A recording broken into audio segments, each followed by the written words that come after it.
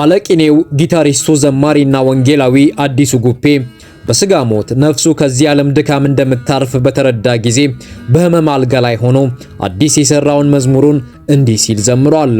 ከምትወዱኝ በላይ አምላኬ ወዶኛል፣ ከምድራዊ ኑሮ አሳርፎኛል። ወደ እርሱ ሄጃለሁ፣ እርሱ ጋር ሄጃለሁ። አታልቅሱ ባካችሁ፣ ገነት ገብቻለሁ። አትዘኑ፣ እኔማ ሰማይ ገብቻለሁ በማለት እንደዘመረ ከዚህ ድንኳን ከሆነው የምድራዊ ኑሮ ሐዘንና ለቅሶ ወደሌለበት ወደ ዘላለማዊ ስፍራ በእምነት ሄዷል። ከምትወዱኝ በላይ አምላኬ ወዶኛል፣ ከምድራዊ ኑሮ አሳርፎኛል። ወደ እርሱ ሄጃለሁ፣ እሱ ጋር ሄጃለሁ። አታልቅሱ ባካችሁ፣ ገነት ገብቻለሁ። አትዘኑ፣ እኔማ ሰማይ ገብቻለሁ።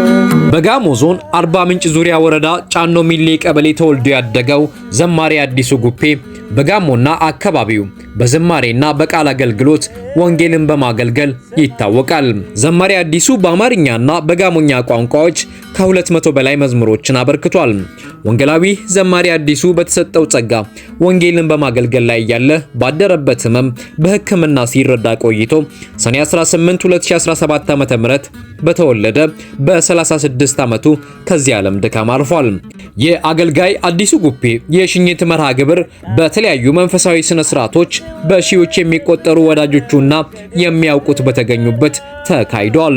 የዘማሪው ሥርዓተ ቀብርም በኢትዮጵያ ወንጌላዊት መካነ ኢየሱስ ቤተክርስቲያን በአርባ ምንጭ ከተማ አስተዳደር የልማት ወዜ መካነ ኢየሱስ ቤተክርስቲያን መካነ መቃብር ተፈጽሟል።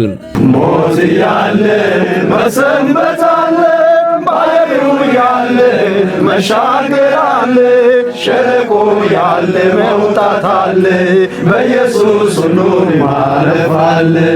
ዘማሪ አዲሱ እግዚአብሔር በሰጠው ዕድሜ የሰማይ ኑሮ የሚያስናፍቁ መዝሙሮችን በመድረስ ወንጌልን በትጋትና በታማኝነት ሲያገለግል እንደነበር ከእርሱ ጋር ያገለገሉ ይመሰክራሉ።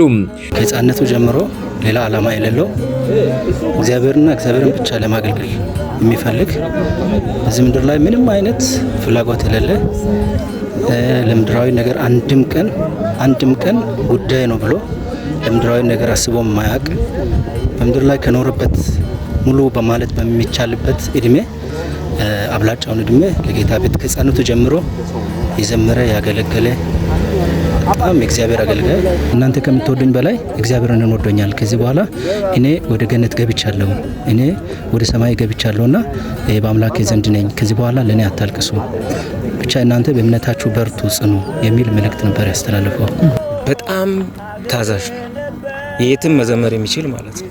ስለመሄዱ፣ ስለ መንግስተ ሰማያት፣ ስለ ገነት አስቀድሞ እግዚአብሔር ስላዘጋጀው ነገር እግዚአብሔር ነግሮት የዘመረ ነው የሚመስለኝ ማለት ነው።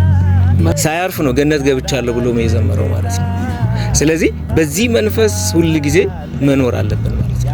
በዚህ መንፈስ መመላለስ ስናገለግልም፣ በዚህ መንፈስ ስንጸልይም፣ መንፈሳዊ እንቅስቃሴ ስናደርግ ሁሉ በዚህ መንፈስ መሆን እንዳለብን ለኛ አቅጣጫ የሚያሳይ መዝሙር። አሁን የሚጠብቀን ሰማያዊ ክብር ነው። ሁላችንም ክርስቲያኖች ይሄን ልናፍቅ ይገባል ብዬ አስባለሁ። ምክንያቱም ምስክር እንኳን በሶስት ነው የሚጸናውና ኢየሱስ ክርስቶስ ይመጣል። ስለዚህ የአዲሱ መዝሙር በሙሉ የሚያወራው ኢየሱስ ይመጣል፣ ይወስደናል፣ ሰማይ አዲስ ቤት እንዳለን ነው የሚናገረውና በጣም ድንቅ የሆነ ሁሌም ማንረሳው ሁሉ ጊዜ ወጣቶች የሚሆኑ መሪዎች ማይረሱት ትልቅ አሻራ አስቀምጦ ነው ያለፈው።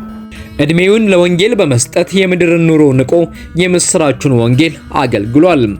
ትውልድም ሐዘን፣ ደስታ፣ ማግኘትና ማጣት ሳይበግረው በእምነት ጸንቶ መቆምን ከወንጌላዊ ዘማሪ አዲሱ ጉፔ ሊማር ይገባል።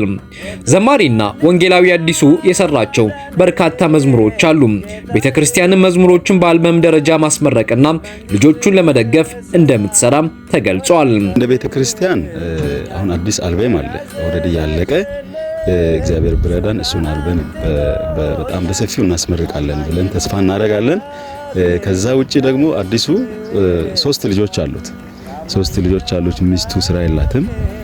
ከዚህ ቤተክርስቲያን 100% ሕክምናውም ላይ በጣም ዋጋ ከፍላ እሱ በህይወት እንዲኖር እንዲቀጥል ቤተክርስቲያን በጣም ዋጋ ከፍላለች በሕክምናው እንትን። አሁንም ቢሆን ደግሞ ቤተክርስቲያን ትቀጥላለች። የሱ መዝሙር ይመረቃል። እንደገና ገቢ ማሰባሰብ ለልጆቹ ይደረጋል። ይሄም ደግሞ ለትውልድ እንዲቀመጥ አሁኑኑ የተዘጋጀ አለ። ኦሬዲ ማስመረቅ ብቻ ነው የሚቀረው። እሱን በአጭር ጊዜ ውስጥ እናስመርቃለን ብለን ተስፋ እናደርጋለን። በዘማሪና ወንጌላዊ አዲሱ ጉፔ የሽኝት መርሃ ግብር ላይ በሺዎች የሚቆጠሩ ሰዎች ተገኝተዋል። ለትውልድም ወንጌል ተሰብኳል።